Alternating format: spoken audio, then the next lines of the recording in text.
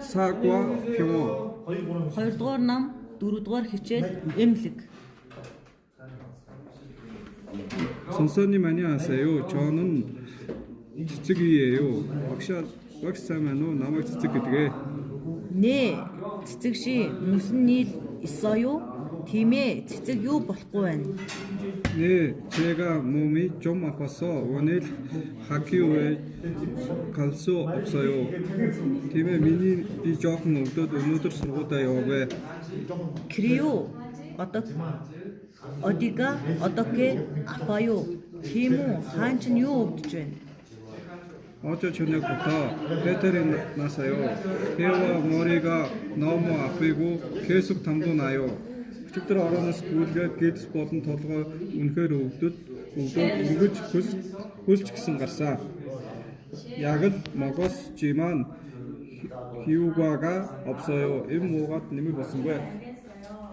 그럼 빨리 병원에 다녀오세요.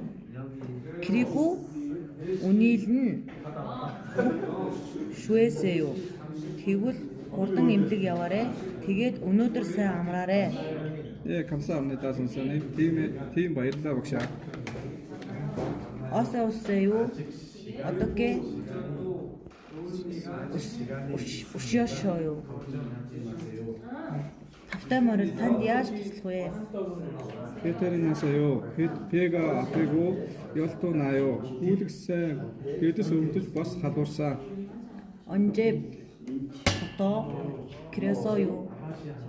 хизэнээс өвдсөн бэ? 어제 밤부터요. орчноос хойш. 3일지 яг л 지어 드릴게요. 식후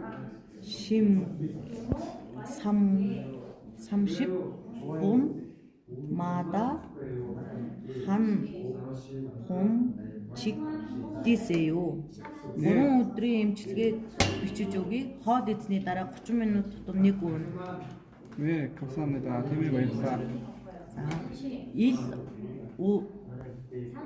오후에 3일 오후에 또 안 나이면 다시 오세요.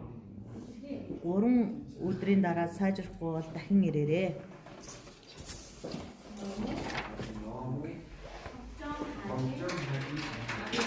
안녕하세요.